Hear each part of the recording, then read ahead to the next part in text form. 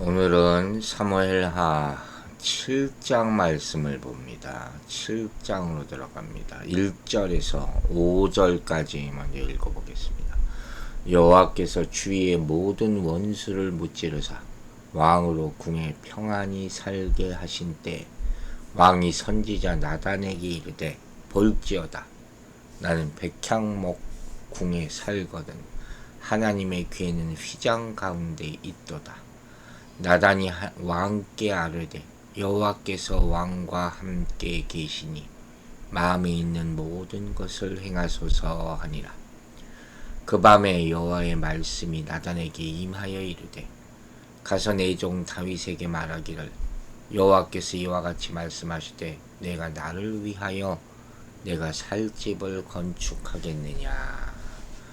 자, 오늘부터 이제 좀 유명한 그 말씀이 나오죠.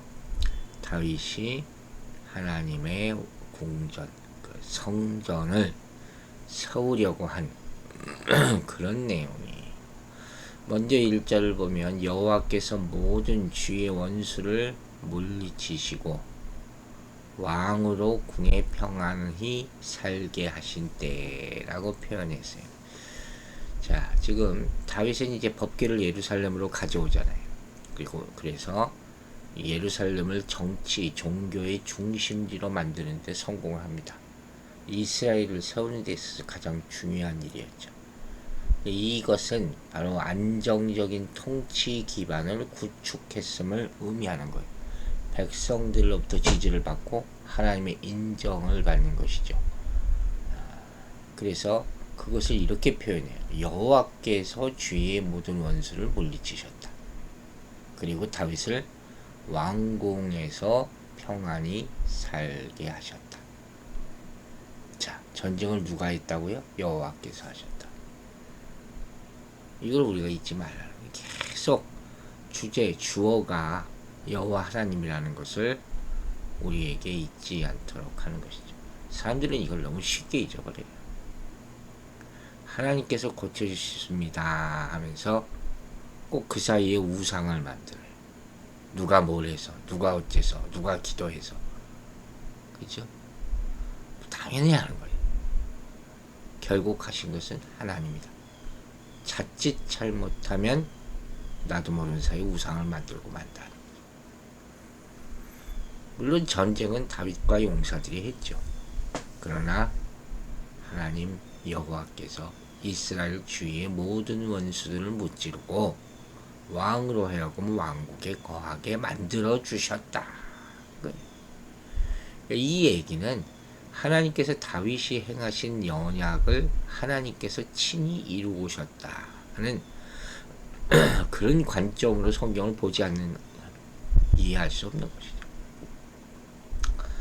그리고 이 1절이 또 한 가지 우리에게 중요한 의미를 주는 것은 뭐냐? 바로 하나님께서 다윗에게 그 유명한 다윗 언약을 주신 때가 지금 이때가 바로 다윗 통치의 말기라는 것을 우리가 알아야 된다는 거예요. 즉 여기 본절이 가리키는 때는 다윗이 사방의 모든 대적을 파했을 때다 하는 거잖아요. 여기서 사방의 모든 대적이라는 것은 블레셋뿐만 아니라 이방 모든 족속을 다 의미하는 것이거든요. 이때는 다윗 통치의 말기예요. 또 그때는 다윗이 백향목으로 지은 예루살렘 궁에 거했다고 이전에 나와 있는데 이때는 두로의 시라몬과 교류가 있을 때 이런 사실을 역시 이때가 다윗의 통치 말기임을 입증해 준다는 것이죠. 따라서 이 7장은 사실상 8장 이하의 내용보다 시기적으로는 더 나중에 있었던 때라는 이걸 얘기하는 것이. 그러니까 우리 전에도 언급했지만 이 사무엘하라는 책이 연대기적으로 시간 순서대로만 기록된 것이 아니라 주제별로 일관된 흐름을 쫓아서 기록된 것이다. 그것도 우리가 알아야 된다는 거예요. 헷갈리지 말라는 거예요. 왜 이 내용이 여기 와 있지? 그리고 무슨 얘기가 나옵니까? 2절에 보니까 왕이 선지자 나단에 이르되 볼지어다 나는 백향목 궁에 살거든 하나님의 귀는 휘장 가운데 있도다. 다윗의 어느 날 생각이 든 거죠. 먼저 여기 보면 선지자 나단이 등장해요. 이 나단 선지자는 다윗과 솔로몬 양대에 걸쳐서 크게 활동한 사람이죠.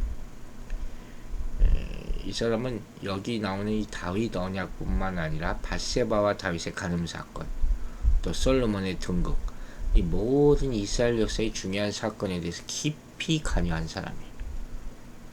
뭐 사무엘 정도는 하고 비교할 수는 없겠지만 굉장히 중요하죠. 또 성전 예배에 있어서 음악을 장려했다고도 나와 있고 다윗과 솔로몬의 행적을 기록하기도 한 아주 그런 큰 역할을 하는 사람이죠. 그러니까 여기 지금 이 나단에 대한 이야기가 참 나오지만 이미 다윗이 하나님께 명확한 지시를 받기 원하는 중요한 문제들을 함께 의논하는 이 왕이 신임받는 고문이었다 하는 것을 볼 수 있어요. 선지자, 제사장 이런 사람들이 당시 이런 역할을 했던 거죠. 우리가 지금으로 따지면 여러분들이 무슨 삶에 어려운 문제가 있을 때 목사에게 와서 목사가 뭐 선지자라고는 할 수 없겠지만 상의하고 그러잖아요. 기도받고 그런 역할을 한다 하는 거예요. 그럼 다윗의 고민은 뭐였냐? 바로 이거예요. 나는 백향목 궁에 살거든 하나님의 괴는 휘장 가운데 있도다. 그런 처음에 이 말을 봤을 때 참 다윗의 믿음에 대해서 감탄했어요.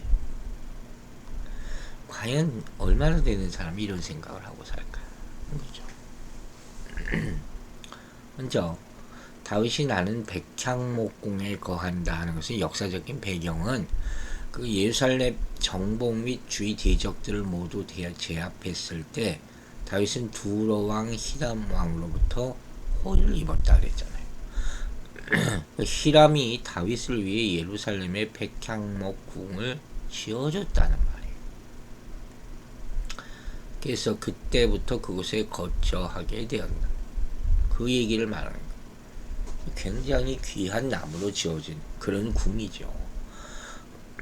또 휘장 가운데 있도다. 하나님의 괴는 휘장 가운데 있도다.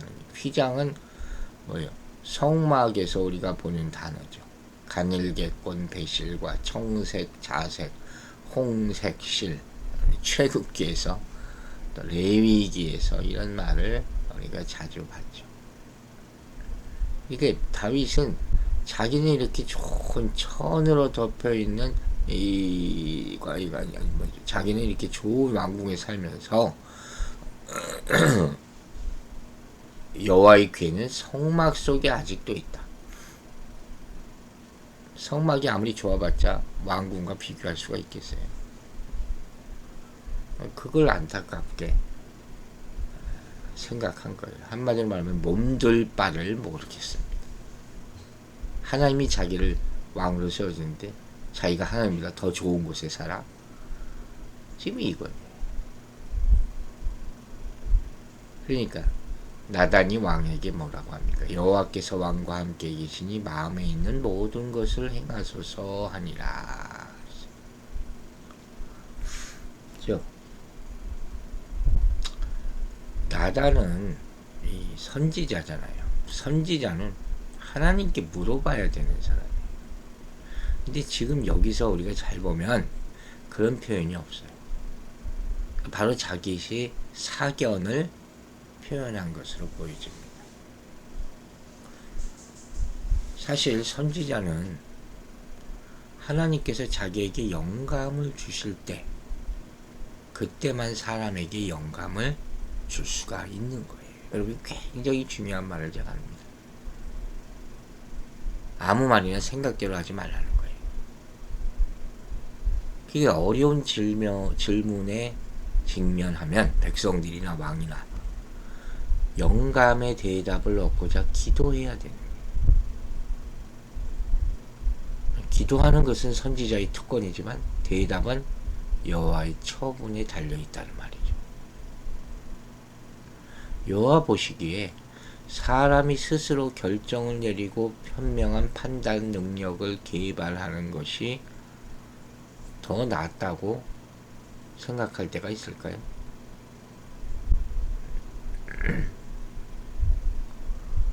그래가지고 실수할 때가 많잖아요. 성경을 보면 여호와께서 말씀하시되, 하나님이 말씀하시되, 이런 얘기가 계속 나가는 거예요. 듣고 말하라 하는 거죠. 설교자도 마찬가지죠. 영감이 없으면 설교를 할 수가 없어요. 하나님이 주신 말씀이. 그래서 그 얘기를 제가 가끔 하잖아요. 메모를 한다고. 잊어버리니까 수시로 메모를 해야 돼요. 잠깐 주시는 말씀. 운전하다가도, 샤워하다가도, 화장실에 있다가도 메모를 한다니까요. 진짜로. 그걸 전해야지 감동이 오는 거예요. 이거 오늘 본문을 가만히 보면 나단 선지자의 말 중 전반부는 맞는 말이에요. 그러나 후반부는 사실 그렇지 않다는 거예요. 즉 여호와께서 다윗과 함께 계셨다. 이 말은 맞죠. 그러니까 다윗이 왕이 된 거지. 그러나 다윗이 행하려 생각한, 사실 생각 자체는 굉장히 좋은 것이죠. 그 성전 건축은 하나님의 뜻이 아니었다. 이걸 말하는 거예요. 그리고 말합니다. 마음에 있는 바를 행하소서. 왕이 생각한 대로 하시옵소서. 하나님이 계시를 받지 않았다는 것을 거꾸로 우리는 발견할 수 있는 것이죠. 즉 그는, 나단 선지자는 다윗의 성전 건축에 대한 소원이 하나님의 뜻에 부합된 줄로 알고 즉흥적으로 대답했다는 거예요. 물론 일반적인 견지에서 볼 때는 이런 나단의 생각이나 말, 다윗의 생각이나 말이 잘못된 것 결코 아니죠. 갸륵하죠. 하나님의 영광을 위한 일에 앞장서고 그에 협력하는 것이 성도의 당연한 본분 아닙니까? 그러나 자, 여기서 조심해야 되는 거예요. 진짜 하나님의 뜻은 아니었다. 그럼 헛수고라는 거예요. 우리가 많은 경우에 여기서 잘못한, 그게 시간 낭비래요. 여러분, 하나님의 뜻이 아닌 곳에 쓸데없는 정의가 있을 수 없는 거예요. 거룩이 있을 수 없는 거예요. 영광이 있을 수 없는 거예요. 선지자라 할지라도 이렇게 쉽게 잘못할 수 있다. 하나님의 음성을 듣는 선지자라 할지라도 기도하고 응답받는 것이 아니라면 이건 아니라는 거예요. 사람들은 자기 마음대로 다른 사람의 믿음을 판단하고 판단으로 하나님의 뜻까지 정해버리는 죄를 너무 자주 짓곤 합니다. 자신의 생각이 곧 하나님의 뜻이라고 단정하는 것이죠. 그래서 늘 기도하라는 거예요. 쉬지 말고 기도하라 그랬잖아요. 그렇지 않으면 선지자라 할지라도 이런 실수를 할 수 있다. 그 루틴이 돼버리고, 그러면 또 그냥 기도하지도 않고 그렇게 생각하고, 내 생각에 합당하고 내 생각에 별 문제가 없고 아주 좋은 칭찬받을 만한 일이라고 하나님께서 이런 다윗을 좋아하실 수 있겠지라고 생각한다면 그건 잘못된 것이다. 참 조심해야 되는 것이죠. 그리고 얘기합니다. 그 밤에 여호와의 말씀이 나단에게 임하여 이르시되, 가서 내 종 다윗에게 말하기를, 여호와께서 이와 같이 말씀하시되, 내가 나를 위하여 내가 살 집을 건축하겠느냐. 그 밤에 다윗의 의견에 적극 동조한 바로 그날 밤이죠. 하나님께서는 나단의 그릇된 충언을 즉각 시정해 주시기 위해서 이렇게 신속히 나단에게 계시하셨던 겁니다. 어쨌든 다행인 것은 나단이 하나님과 계속적인 교류를 하고 있었다는 것이죠. 안 그랬으면 이 음성을 못 들었을 것이고, 그 여호와의 말씀이 나단에게 임했다는 거예요. 묵시로 임했다는 거예요. 계시로 임했다는 거예요. 그리고 가서 내 종 다윗에게 말하기를. 자, 여기서 한 가지 흥미로운 게 있어요. 하나님께서는 지금 이 다윗이 원한 거잖아요. 그럼 다윗에게 직접 계시할 수도 있어요. 그럼에도 불구하고 나단을 통해서 다윗에게 전달하도록 간접적인 방법을 취하고 계시다. 왜? 하나님의 뜻과 나단 선지자 간의 조언이 불일치되지 않게 하기 위해서. 하나님의 배려죠. 자기가 직접 계시를 들었다. 그런데 목사님은 딴 얘기를 해. 그럼 누구 말을 들어야 돼? 그죠? 하나님의 말씀을 받아 태어나는 사명을 지닌 선지자들의 고유 직분을 존중해 주신 거예요. 이것도 사람들이 존중할 수 있어야 돼요. 함부로 계시받았다 하지 말라는 거. 여러분, 다윗은 하나님의 종이에요. 시편을 만들 때는 영감을 받아 말하죠. 또 사도행전 2장 30절 보면 선지자라는 호칭까지 부여받았어요. 하지만 이 경우에는 여호와께서 그에게 직접 말씀하지 않으시고 다른 선지자를 통해서 말씀하시기로 하신 거예요. 이렇게 하나님께서는 여러 개인들을 통해서 일하시고 하나님의 신령한 빛은 다양한 경로로 임하는 거예요. 마찬가지로 오늘날도 하나님께서는 교회 조직을 통해서 일하시고 형제간에 서로 사랑하고 신뢰하라고 요청하시고 독립적으로 개별적으로 행동하는 것을 위험하다고 경고하시는 거죠. 만약 다윗이 자기 생각에 대해서 정말 자신만만했다면 지금 이 선지자 나단이 말하는 것에 대해서 아주 화를 냈을 수도 있죠. 근데 또 하나 감사한 것은 자신의 결의와 선지자의 판단, 이 모든 것이 잘못됐다고 응답을 받았을지라도 그것을 받아들였다는 거예요. 여러분 어떻습니까? 우리는 어떻습니까? 거기에 여러분의 생각과 목회자의 생각이 다르다고 화내지 않습니까? 하나님이 내 간절한 기도, 내 갸륵한 마음에 따라주시지 않는다고 불평하지는 않습니까? 진짜 순종은 나와 다른 생각을 하나님이 하실 때 그때 나타나는 거예요. 그때 진정한 순종의 모습을 보이는 우리 모두가 되기를 주의 이름으로 축원합니다. 기도하겠습니다. 아버지 하나님 감사합니다. 다윗의 갸륵한 마음 우리도 갖게 하여 주시옵소서. 하나님을 위하는 마음 항상 갖게 하여 주시옵소서. 그러나 그것을 또 하나님이 원하지 않으실 때가 있습니다. 왜? 하나님이 더 큰 뜻을 가지고 계시기 때문인 줄로 믿습니다. 그 뜻에 순종하게 하여 주시옵소서. 우리가 실수하지 말게 하여 주시고 항상 이 정도는이 아니라 이 정도는 내가 할 수 있습니다. 아니라 모든 것을 하나님께 의지하고 응답받는 그런 참 믿음의 모습으로 살아가게 도와주시옵소서. 하나님 아버지, 우리가 정말 믿음으로 기도할 때 응답해 주심을 감사드립니다. 병중에 있는 장로님 주님께서 회복해 주심을 감사드립니다. 이제 힘을 주시고 일어나게 하여 주시고 속히 다시 교회에 나올 수 있도록 축복하여 주시옵소서. 성도들 한 사람 한 사람이 오늘 하루도 하나님의 말씀으로 살아가기를 간절히 바라고 원합니다. 그들에게 새 힘 주시고 아멘으로 화답하게 하여 주시며 특히 자녀들 위해서 기도하는 모든 가정 가운데 간절히 기도하는 기도의 제목들이 응답받게 하여 주시옵소서.